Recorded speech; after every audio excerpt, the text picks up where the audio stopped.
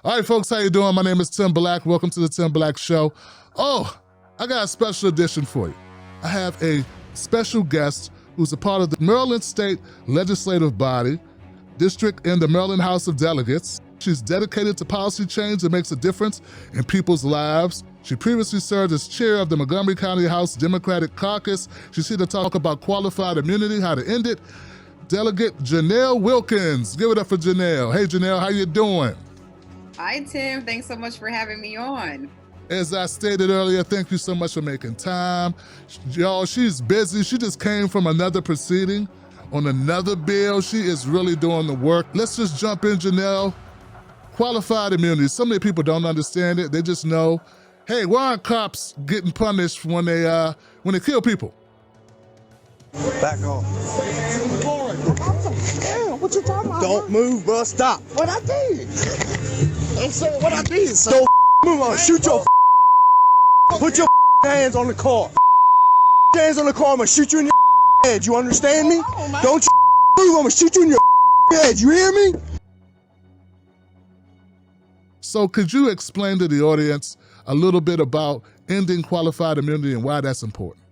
Sure. Yes, absolutely. So the problem when it comes to qualified immunity is that both at the federal level and at the state level, and my bill focuses in on the state level, is that officers are able to commit egregious crimes and not have to stand or pay for those crimes at all, even civilly in court. We're talking about lawsuits. So at the state level, we literally have a series of laws that prevent police officers from being held accountable because they're able to claim immunity.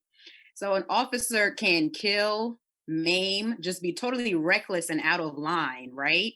And they won't even often be named in the lawsuit when it comes to the civil charges.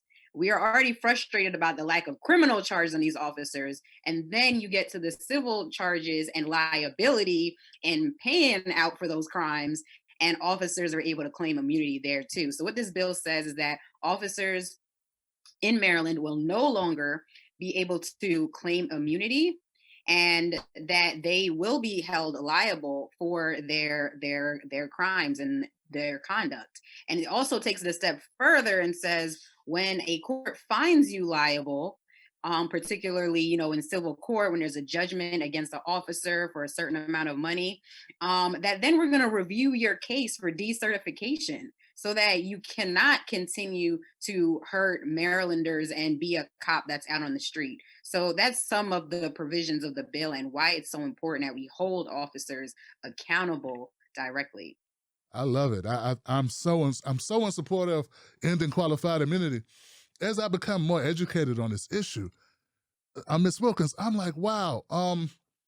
Let me get this right. Now, you correct me, please, if I'm wrong. The reason why qualified immunity is so bad is that it's on us to prove, or I should say, it's on the prosecutors to prove that the officer, that there's another case identical or another situation with the same elements are present in a case that was before it to set a precedent makes that activity unlawful. It's not enough to say, hey, they shouldn't have done it. You got to prove it happened before in the same way, or the cop walks away scot-free. That's exactly right for the federal qualified immunity. Then on top of that, because that bar is so high, right? A lot of people end up taking the case to the state court so that they can have some justice at the state level because that federal qualified immunity that you just described, that bar is so high and so tough. And then when they get to the state level, they experience immunity from the police officer at the state level as well. So that's why my bill is really looking at the state immunity that officers are able to claim and just removing them from being shielded. The state level, two hoops to jump through in order to get justice. Exactly. I'm looking at her bill, folks. It's House Bill 1049. Google this if you want more information.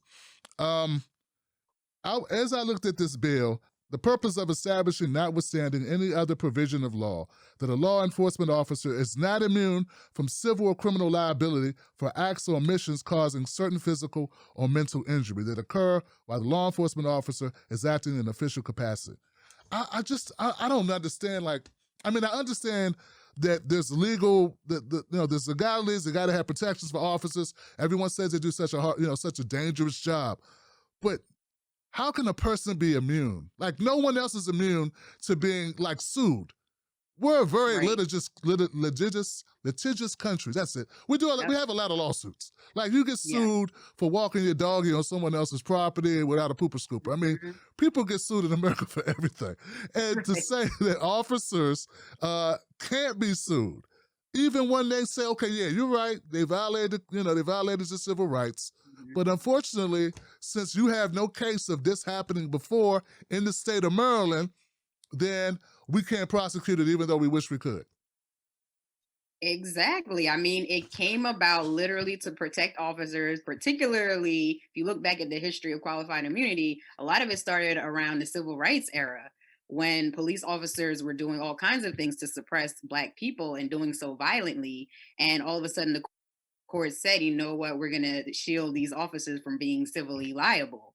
And so when you look at this idea, and that's what officers do try, and opponents of this bill try to hide behind, that officers have this tough job and this and that. Well, I say that the bar is even higher. It should be even higher when it comes to accountability, because you have the power of the gun and life and death and shoot to kill, which there is immunity for other government employees, right? When you're conducting your work as a government employee and, being immune, it went on the job. But this is a different kind of role when you're looking at police officers and the ability to shoot to kill. And we've seen how this has impacted Black people all across the country and here in Maryland.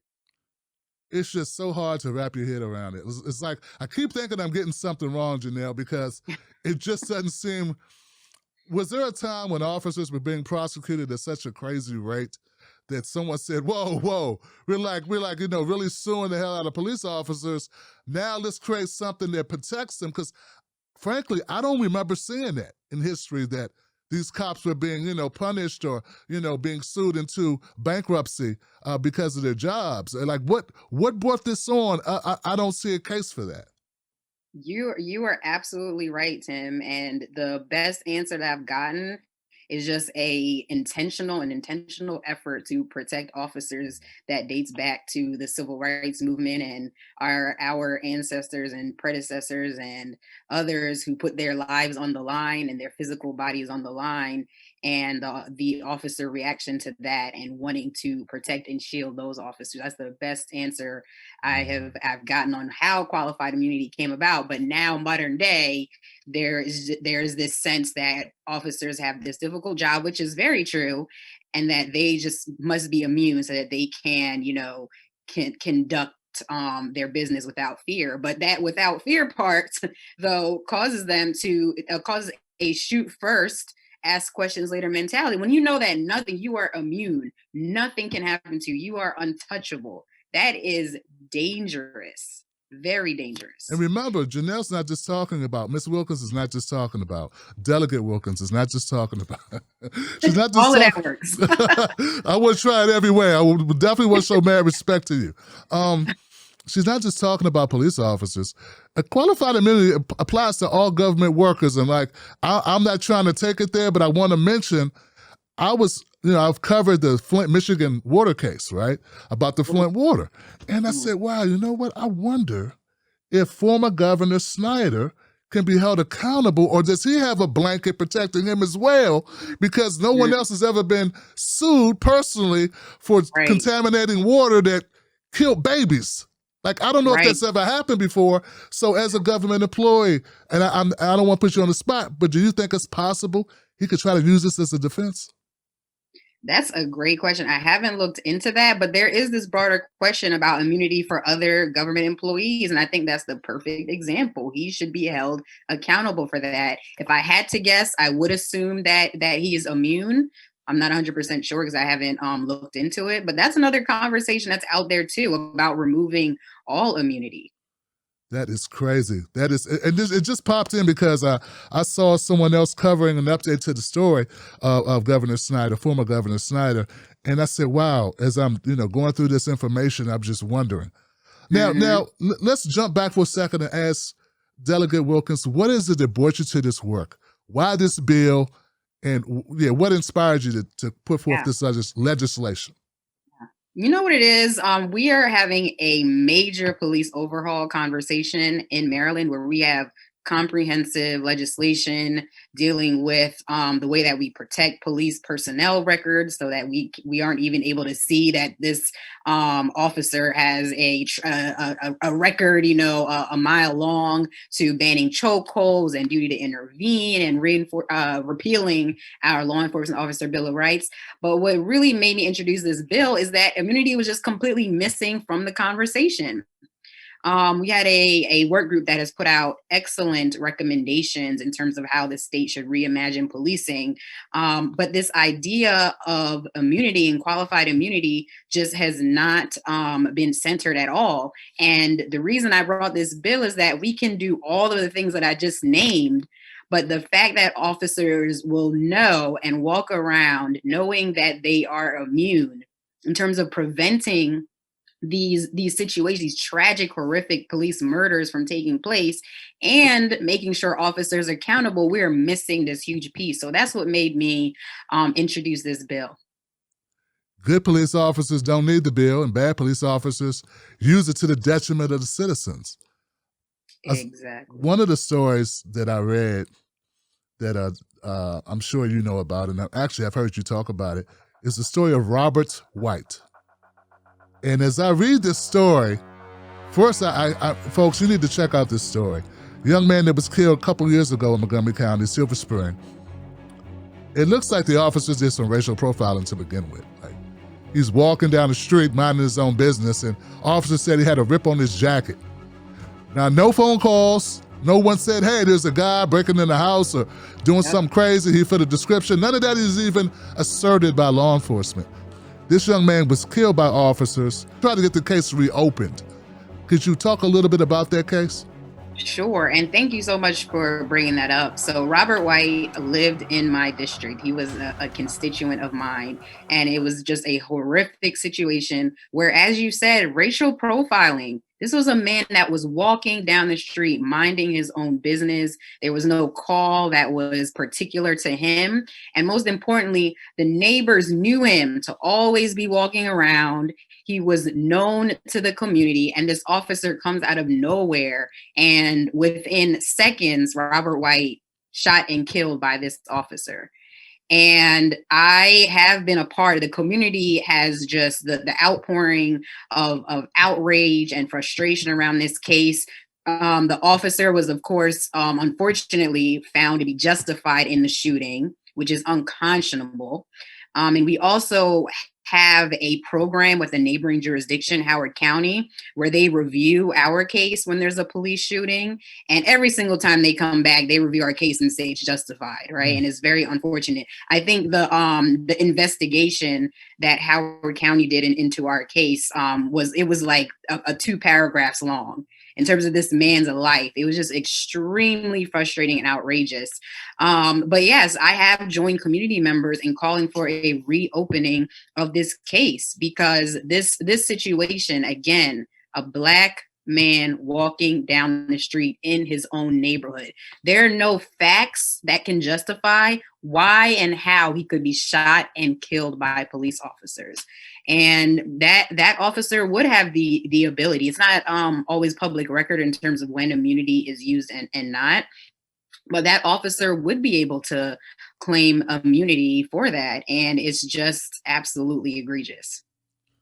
Yeah, it's a very sad story, Delegate Wilkins, that I read. And one of the things where you talked about the crisis response. So like police forces having not just respond, I'm sure you can word this better than me, but I'm gonna take a stab at it. Well, they should go into a situation not just expecting it to be, we need to meet it with force, but sometimes we want a crisis de-escalation where we realize, like in Mr. White's situation, he had mental issues. Like people known that he was, had mental incapacities, I should say, that may have, had something to do with this issue, but he was nonviolent, he was gentle. A lot of neighbors vouched for his, his behavior, not a problem, a great guy. Everyone loved the guy. But the officer, unbeknownst, not, even in a phone call, or the call into the station, he said, I think this man is trying to do a suicide by cop. And it just, I don't want to go on too much of a tangent, but if you say the officer says a suicide by cop, this is what this might be, that should be a red flag. Like, hey, maybe I should get some suicide prevention people. Like maybe, it's just horrific. Yeah. Ms. Wilkins. And how is it suicide by cop when he's walking down the street minding his business? You interacted with him. It's just, but to give another example, again, another case, sad case in my district, which is another reason why I'm so passionate about these bills and this legislation, is Fanon Bearhead. He was a recent University of Maryland college graduate. We're in the midst of a pandemic. Some type of situation occurred. His family called the police, and the officer came guns blazing, and within seconds, there was no de-escalation that took place whatsoever. Fanon was outside with a knife. But we've seen at the Capitol how people with pipe bombs, right, they seem to find a way to, de-escalate and not harm. And so this was clearly like a crisis, a classic crisis situation. And the response was, a command and then shoot to kill. And so it's just so unfortunate that this young man was murdered in this way. And so we are looking at legislation to work on crisis response instead of having a police response, or partnering with a crisis response team so that they're responding first. And if an officer is needed, then the team would determine that. So I can't say enough how much, and this is kind of the conversation about shifting resources and reimagining police, right? Having this use of force response in a crisis or mental health situation, it doesn't work. It leaves our people dead and killed. To that point, Ahmad Arbery, today, I think it's the anniversary of the death of Ahmad Arbery. And when you tell the story of the Maryland University student or graduate, I think about stories I've covered so many times over the years where family members call the police looking for help, and they get met with this. And instead, we get tragedy. And the only call was the family trying to get help for the person. So exactly. Qualified immunity. So these officers, such as the case now, with Ahmad Arbery, these are regular citizens, and that's probably why they're in jail. Because if they were law enforcement, is more than likely they would use qualified immunity. And I know they're still trying to use various means to get out of that situation to avoid jail time. Well, when I was talking to Ben and Jerry, one of the points they stressed was that cops already have protections. Like, they don't need extra protections. This is ending qualified, right? So like, as long as you're reasonable, you should, you know what I'm saying? Right. You should be, cops should not have to worry. It's like, these are like unreasonable acts. Like one story I read, Delegate Wilkins, they shot a man like 5 times and then shot him 2 more times while he laid on the ground. And then they said, okay, well, they still were they were able to not be prosecuted or not be punished due to qualified immunity. Exactly. Yes, that's what happens. And that's why I put in the bill to be clear that we're talking about reckless actions. We're talking about misconduct. We're not talking about, you stubbed your toe by accident when you got put in a police car. We are talking about officers who are conducting reckless actions that hurt people and cause injury. And I also want to mention that another important part of the bill that I haven't talked about yet is that in Maryland and all over the country, we pay out millions of dollars. The jurisdictions get sued, pay out millions of dollars, and the officer does not end up paying a penny. So my bill will allow jurisdictions to recoup those taxpayer dollars from the officer as well. And also for that officer to lose their pension. There's a case in Baltimore right now that spurred me to add these additional pieces to the bill, because there's an officer that was convicted of perjury. He lied and said that a man had a gun. And so when they went back, the man went to jail for 70 days. When they went back and looked at the body camera, they realized there's no way the officer could have seen what he said he saw. Charged him with perjury. Charged the officer with perjury. the city of Baltimore ended up paying out $100,000. And that officer, there's other than hopefully losing his job, that officer isn't going to pay out a penny of those taxpayer dollars and gets his pension. So it is just insane that an officer could be convicted of perjury and then get paid out in terms of their pension. So that's why I added that piece of the bill as well, because we want accountability in every form. I agree 100%. And I was, there's a comedian, God, his name escapes me right now. But anyway, his story was, if you want to get rid of police brutality, all you got to do is start taking away cops' pensions. All you got to do is take away their license for a job. And right. People, so don't ask people to respect others or to, to end racism. Start hitting people in the pockets. Yes. And it sounds like that's what your bill would do. Could you explain decertification? What does that mean? Like losing your license? Is that's what that is? It's basically, yes. An officer has to be certified to work in the state of Maryland. Okay. And what we find is that with a lot of these cases, officers have a serious track record of complaints against them and things like that.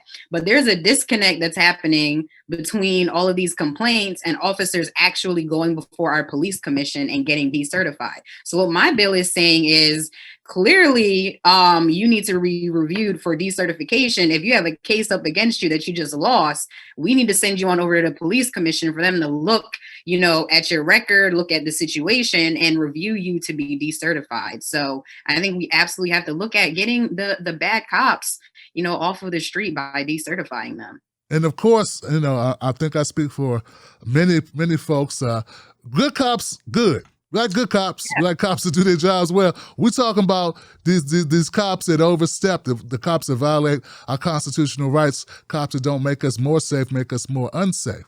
And there's something else you mentioned at the very beginning, Delegate Wilkins. You said that officers, something about records being sealed, which is kind of fuzzy to me. So a Maryland State Police officer employed in the state of Maryland, are they able to check to see if they had previous complaints, if they say came from South Carolina or if they came from Virginia, or is it like a closed system where the systems don't talk to each other?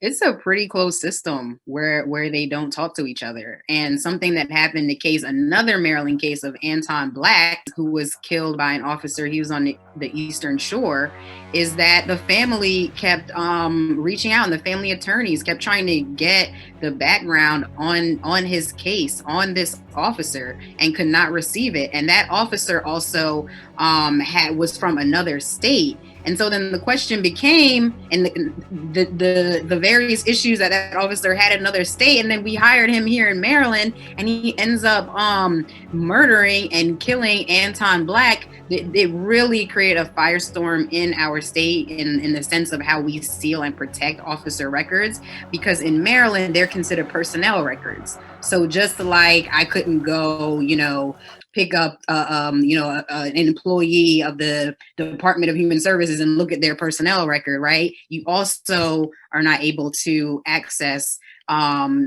police records as well in the state of Maryland. But again, the problem is police officers, this is a different category. When we know that by the time an officer ends up killing a Black man or Black woman, that usually they have a record on this. We have to have a better way to be able to have that information open to the public, or at least in these cases, so that they can be reviewed. Is that part of the Law Enforcement Bill of Rights?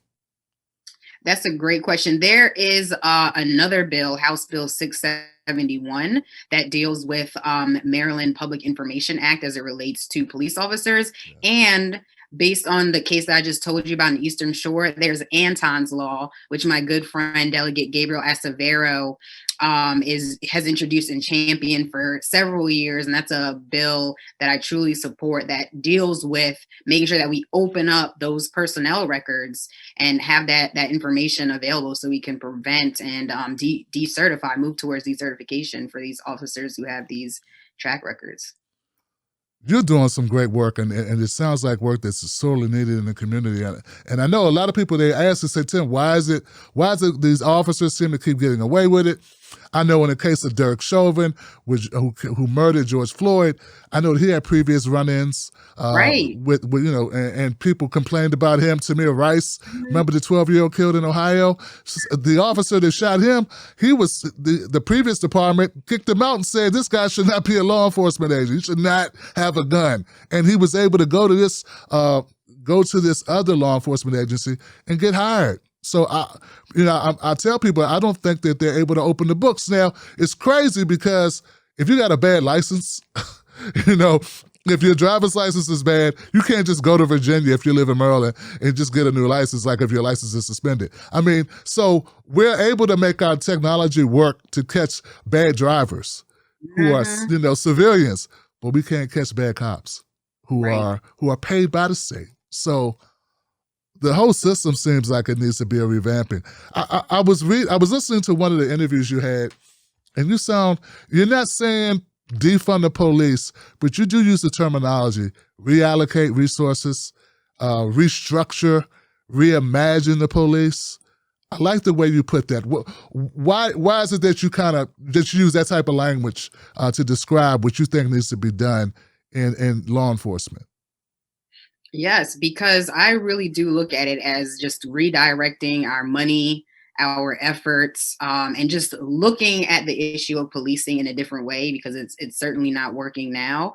And so another one of my bills where I talk about reallocation a lot is around school resource officers, and looking at the fact that our school resource officers in Maryland, we're seeing Black and Latino kids just arrested at crazy rates for minor offenses like being disrespectful, disruption, which of course we want our students to be well behaved, but the solution is not to arrest them for those kinds of offenses. So I do have a bill that takes state funding that's currently being used to expand school resource officers, and it shifts that funding to mental health services, social workers, restorative justice programs, trauma-informed programs, because that's where our priority should be. So I really do look at it as a shift, a reallocation, a redirecting. And hey, the defund the police, as a legislator trying to move issues, I support that movement and that effort, but because it can just be a word that people just see red, right, is, for me, it's just better to use shift, reallocate, as I'm trying to move these issues forward. Very smart, savvy. She knows what she's doing, folks. And I agree with it. Some people push back on me on that online, like, Tim, no, we want this word. I'm like, we want the outcome. I don't care what you could call it. You could call it pumpernickel. I don't care what words we use, as long as the outcome is people end up being safer. Man, exactly. You're on top of everything. School resource officers.